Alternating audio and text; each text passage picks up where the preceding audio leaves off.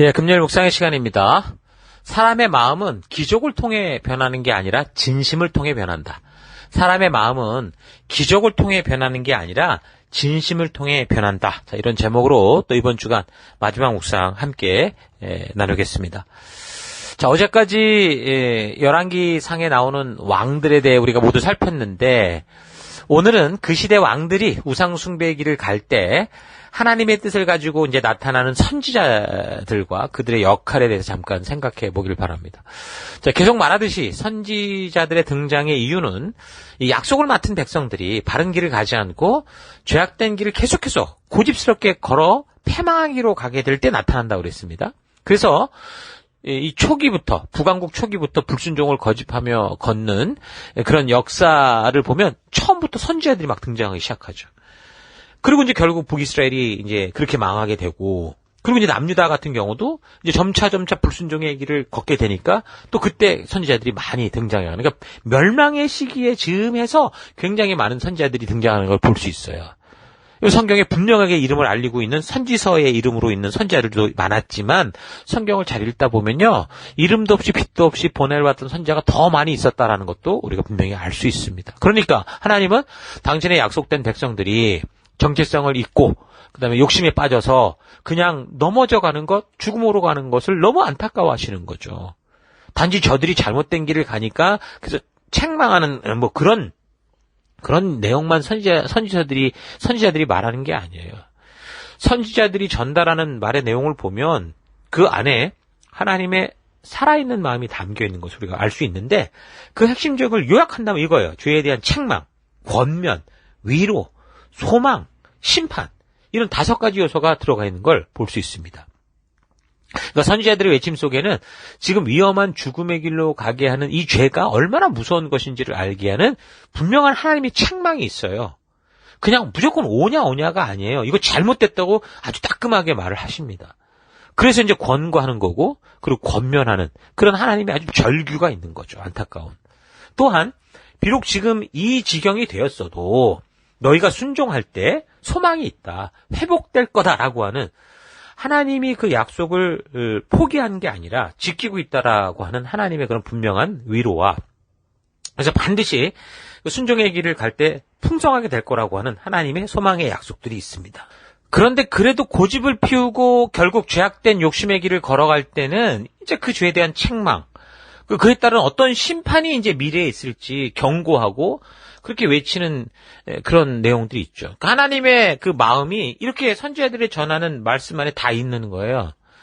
그래서 우리가 이런 부분을 읽어나갈 때 단지 선지자들이 보냄을 받고 하나님의 살아계심을 증거하게 하는 무슨 역사, 기적, 표적 이것만 볼 게 아니고요.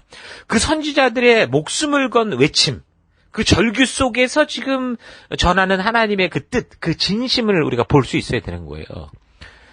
오늘 본문 열왕기 상서에서 선지자 엘리야 같은 경우 이제 북이스라엘 최악의 시기에 나온 사람이죠. 아합 왕 때 등장을 하니까 이게 최악의 시기여서 그런지 몰라도 하나님은 이 엘리야, 그리고 그 뒤에 이제 엘리사라는 선지자가 또 나오게 되는데 이런 사람을 통해서 정말 놀라운 기적과 표적들을 베푸십니다. 죽은 사람도 살려내는 엄청난 능력까지 그 기적을 행하세요. 그래서 북이스라엘이 이 여로암 때부터 우상을 숭배하며 그렇게 하나님의 말씀과 반대로 살아가도 결국 하나님은 이런 걸 보면 이 백성을 포기하지 않으신 거죠. 그러니까 솔로몬 이후에 거의 80년, 100년의 시간이 흘러가도록 하나님 계속해서 회개하고 돌이켜서 돌아오라고, 거룩한 제사장 나라가 되라고 계속 선지자들을, 사람을 보내셨던 거예요. 그런데 이제 그럼에도 불구하고 하도 말을 안 들으니까 이제 어떤 일이 나오냐면 북이스라엘 땅에 이제 흉년이 옵니다. 가뭄이 와요. 3년이 넘는 시간 동안.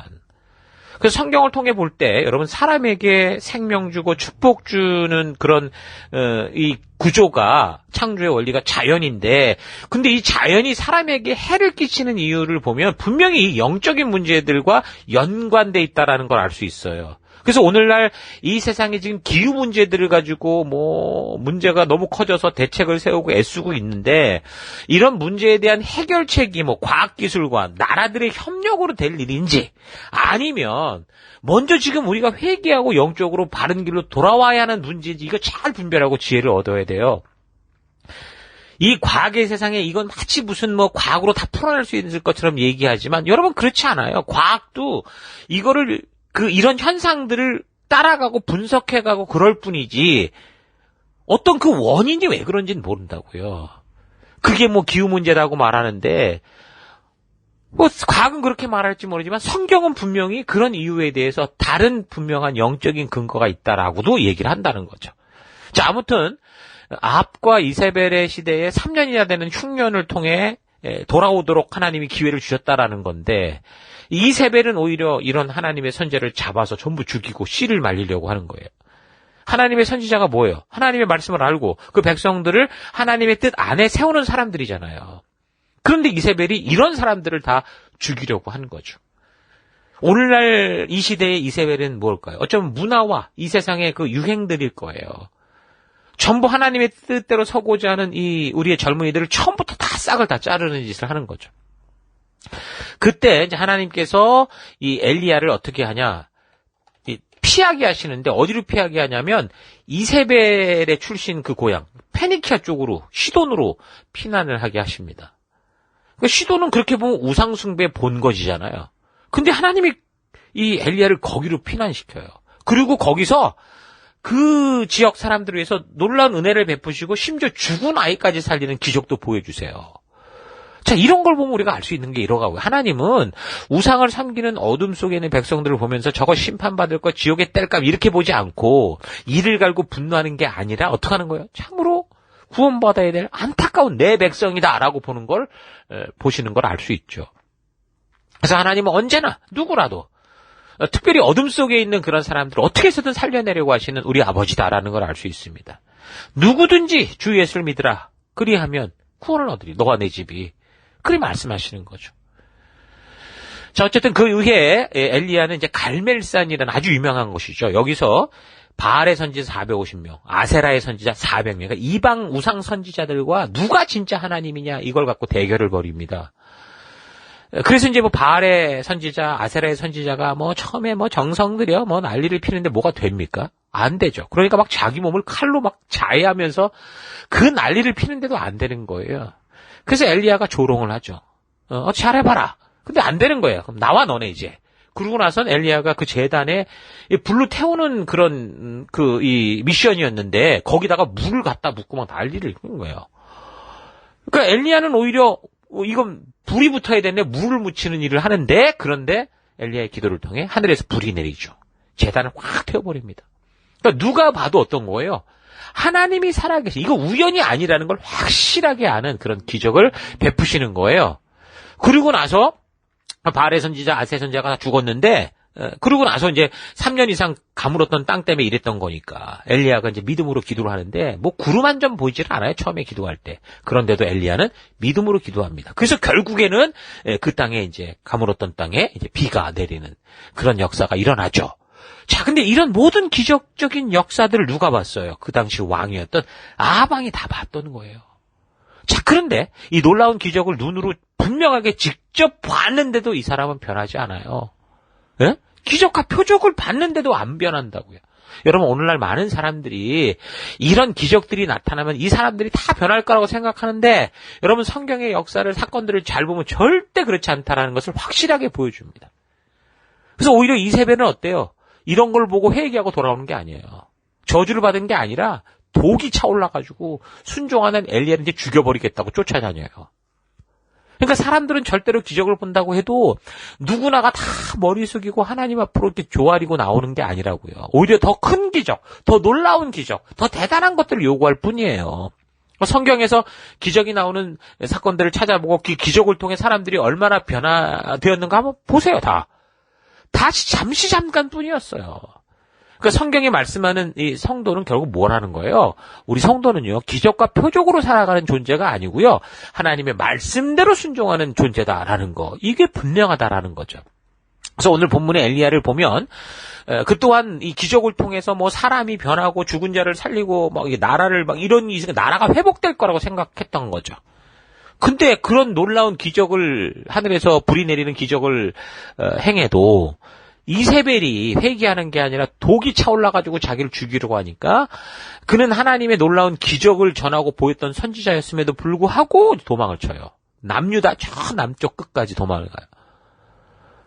근데 이런 걸 보면 이 엘리야의 이런 행동을 보면 자기를 죽이겠다고 하는 이세벨의 현실적인 협박은 있었다고 해도 지금 자기 눈으로도 그 놀라운 기적을 베푸는 하나님을 봤잖아요.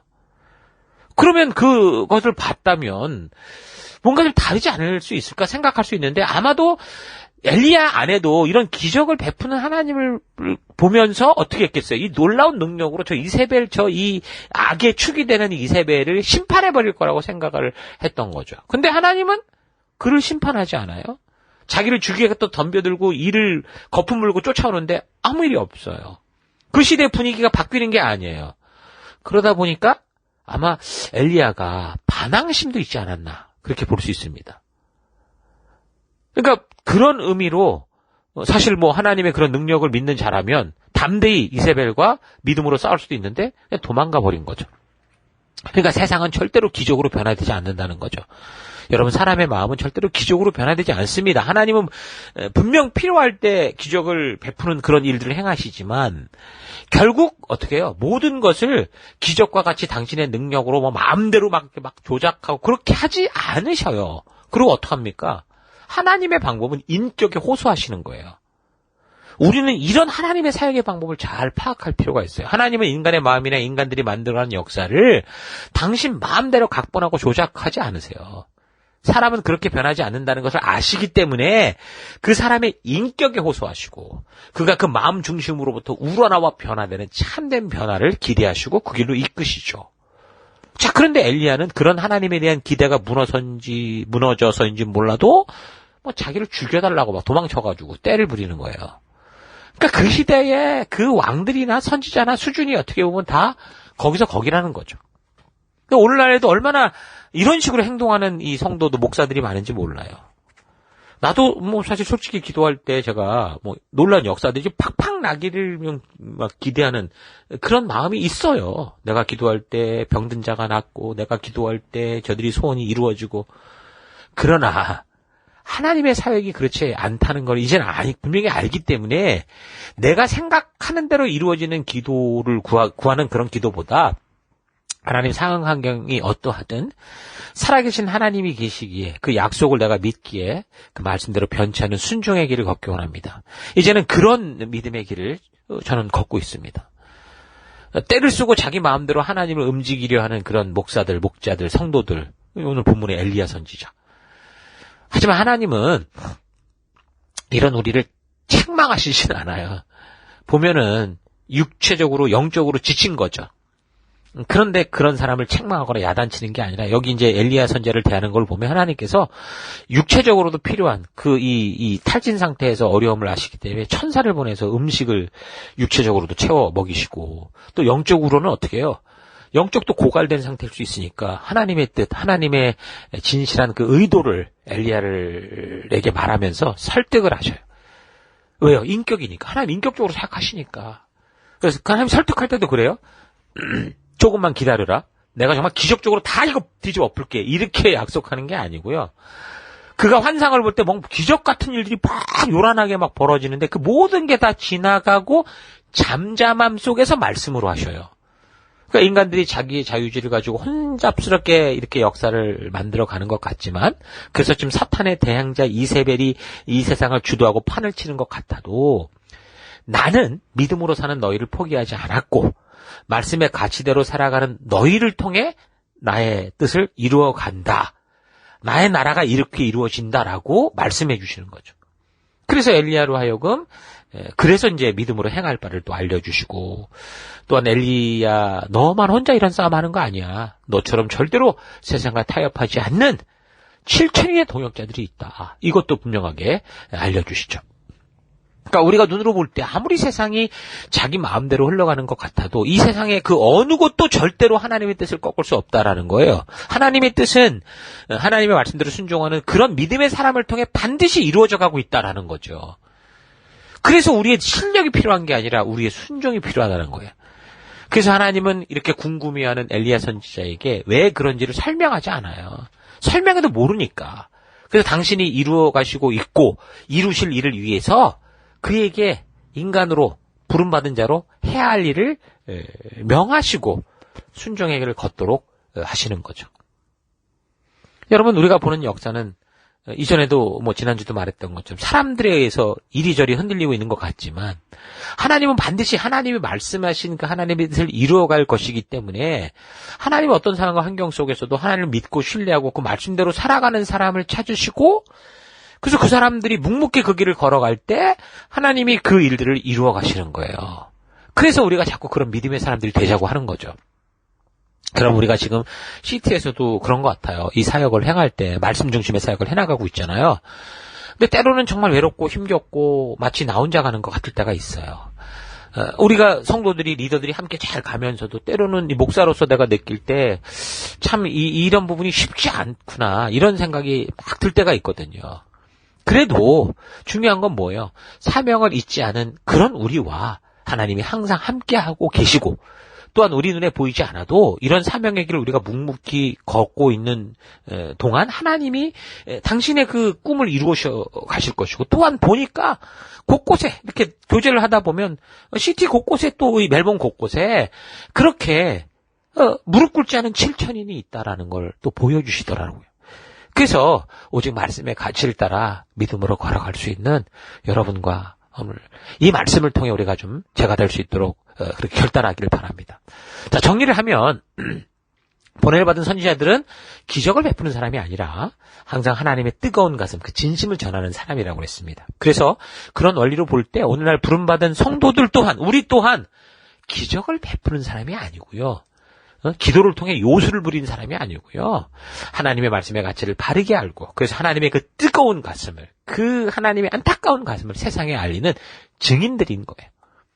목사들 또한 기적과 능력을 베푸는 그런 종이 아니고 하나님의 진심을 바르게 전하는 그런 종이라는 거죠. 그래서 하나님은 하나님의 뜻을 따라 살라고 그 뜻을 전하는 그런 뜻을 따라 살려고 하고 어쨌든 그 길을 걷는 그런 사람을 찾으시는 거예요. 기적과 표적을 기대하는 게 아니라 어떤 상황 환경 속에서도 하나님의 뜻이 이러기에 하나님 말씀대로 살아내는 그런 사람. 그래서 어떤 핍박이 몰려와도 하나님의 뜻대로 살아낼 수 있는 그런 사람을 하나님이 찾으시고 그런 사람과 동행할 수밖에 없죠. 왜요? 하나님이 직접 하시는 게 아니고 분명히 사람을 통해 하시는데 어떤 사람이냐? 하나님의 말씀의 가치대로 걷는 사람을 통해 일하시기 때문에요. 그래서 아무리 여러분 이 세상에서 이세벨과 같은 이 존재들이 판을 친다고 해도 하나님은 끝까지 하나님을 신뢰하고 그 아버지의 진정한 마음을 알기에 이름도 없이 빛도 없이 숨겨진 7천인처럼 그 하나님의 약속대로 그 말씀의 가치대로 살아가는 그런 사람들을 통해 하나님이 일하실 것이고 그런 사람들이 참된 성도다라는 거 여러분 잊지 마십시다. 하나님을 오해했던 엘리야가 자기가 기대하는 하나님의 모습이 아닌 것에 막 반항심을 품고 막 도망쳐서 막 죽여달라 이렇게 했지만 그러나 결국에는 이런 하나님의 진심을 알게 됐고 만나게 됐죠. 그래서 그 다음에 이 엘리야 선지자의 행적을 보면 마지막까지 무슨 기적을 베풀고 다니더라 그런 기록이 없어요. 다만 또다시 이 백성들을 살해하고 막 포도원을 뺏고 하는 이런 아합과 이세벨에게 여전히 하나님께서 전하시는 그 진리만을 목숨 걸고 전하는 그런 일에 충실하게 순종하며 살아갑니다. 그리고 이제 계속되는 내용을 살피면 엘리야가 한 일은 이제 선지 학교를 세웠다라는 게 있어요. 그래서 하나님의 말씀을 전하는 그런 일들을 했던 거를 볼 수 있습니다. 그러니까 엘리야 선지자는 그런 이방 종교 혹은 금송아지 숭배의 혼합 종교들과 본격적으로 대항해서 싸우기 위해서는 그러니까 오늘날로 말하면 이 시대의 거대한 이 세상의 문화와 싸우기 위해서는 이전에 뭐 갈멜산에서 했던 것처럼 막 열심히 기도하고 간절히 기도해서 뭐 뭔가 막 기적을 베푸고 이런 걸로는 안 된다는 걸 안 거죠. 그래서 이제 이 진리를 사수하기 위해서 이 부르심을 따라 묵묵히 걸어갈 수 있는 이 뜻과 힘을 같이 할 그런 사람들. 그러니까 생명 낳는 생명을 세우는 동역자들이 필요하다라는 걸 안 거죠. 그래서 그런 사람을 세우는 그런 말씀학교, 선지학교. 오늘날로 말하면 교회라고 저는 생각을 해요. 그걸 세웠던 게 틀림없습니다. 그래서 이제 그가 이전에 그 사무엘 선지자가 사역을 했던 그 장소, 길갈. 그리고 이제 당시 금송아지 숭배의 그 남쪽 중심지였던 베델. 그리고 예루살렘에 가까운 요지였던 여리고 이런 데다가 그런 선지학교, 교회를 세우는 거예요. 그래서 거기서 뭐 했겠습니까? 기적을 어떻게 만드냐? 어떻게 비가 오게 만드냐? 어떻게 우리의 기도를 하나님이 응답하게 만드냐? 이걸 가르친 게 아니고 이미 하나님신 분명한 그 뜻을 따라 주의 말씀을 따라 하나님의 마음, 하나님의 진심을 전하는 그런 사람들을 세우고 그런 마음을 전하는 그 일을 감당했던 겁니다. 저도 목사라는 타이틀로 지금 사명의 현장에서 뛰면서 이런 생각이 너무 많이 들어요. 내가 가진 능력은 이미 한계가 있고 내가 아는 성경을 가르치는 것도 분명히 한계가 있는 걸 압니다. 그래서 부지런히 내가 할 수 있는 건 그 수준까지 사람을 세우는 거고 그러면 그 사람들이 그런 나를 디딤돌 삼아서 더 높은 곳으로 더 깊은 곳으로 나아갈 수 있도록 그렇게 되기를 원하는 거죠. 그래서 끊임없이 그 사람을 세워가는 게 제가 목회의 어떤 이런 기회가 주어질 때 꾸준히 해가야 되는 거고 이런 현장이 없어도 이제는 내가 어떤 죽을 때까지 해야 될 그런 사명이라는 걸 확신하고 있습니다. 여러분 한국의 기독교 역사를 보면요. 처음 복음이 전파될 때부터 여러 가지 형태의 그 금송아지와 그 바알 우상들의 도전을 받았다고 볼 수 있어요. 소위 토속신앙이라는 것들과 이제 결탁이 되죠, 기독교가. 그래서 일찍부터 많은 기복주의적 사이비 이단들이 한국교회 시작에서부터 만들어진 역사적 기록이 있어요. 그 사이비 족보에서 오늘날 교회를 혼란케 하는 그런 이단들, 통일교, JMS, 신천지 이런 것들이 나온 거예요. 그게 다 어디서 나오냐? 장막성전 계열의 이단, 안식교 계열의 이단, 구원파 계열의 이단, 귀신파 계열의 이단 등등. 이게 다 족보를 이루어서 지금까지 그렇게 오는 거예요. 새로운 게 아니더라는 거죠. 또한 일제 때 그 일본의 앞잡이 노릇하면서 시작된 자유주의 신앙, 이것이 지금 해방 이후 지금까지 이 나라의 기독교계를 영적으로 계속 혼란하게, 혼탁하게 만들어 가고 있습니다. 그래서 멀쩡해 보이는 사역자들도 어떻게 가끔씩 헛소리 할 때가 있어요. 창조론에 대해서도 헛소리를 하고 그럴 때가 있다고요. 게다가 그런 영향이 이제 오늘날까지 와서 소위 보수적이라고 하는 교단의 목사님들까지 교회들도 지금 자유주의적 그 신학을 신봉함으로 그렇게 살아가는 교회들과 함께 종교 통합운동 이런 걸 막 하는 거예요. 같은 교회들끼리를 넘어서 카톨릭과 불교와 별게 다 함께 돼가지고 종교 통합운동을 이러고 있다고요. 그러니까 이제는 더 이상 그래서 사회적인 죄악에 대해서 언급하지 않아요. 성경이 말하는 분명한 죄를 말하지 않는다고요. 그래서 이제 교회가 먼저 동성애 같은 것도 인정하고 심지어 동성애자인 사람을 목사로 세우는 그런 교단들까지 막 늘어나고 있죠. 왜 그렇습니까? 그 죽음의 골짜기에서 은혜로 구원을 얻어 부름받은 그 사명을 잊었기 때문이에요. 온 열방 속에 거룩한 제사장 나라 빛과 소금으로 서야 되는 성도의 정체성을 잃은 거죠.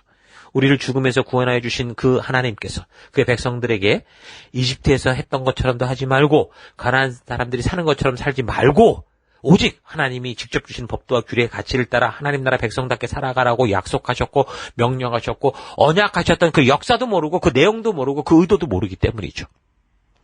그래서 우리가 이 세상 곳곳에서 횡행하고 있는 이 우상숭배와 이런 혼합종교에 대항하고 또 하나님의 부르심의 그 정체성을 바르게 깨달아 그의 말씀대로 살기 위해서는 그 무엇보다 이 성령과 역사를 통해 바른 진리를 온전하게 깨닫고 그 말씀 속에 담긴 하나님의 의도, 하나님의 뜻 이것을 목숨처럼 지키는 그런 성도의 삶이 절대적으로 필요하다라는 거 잊지 마십시오.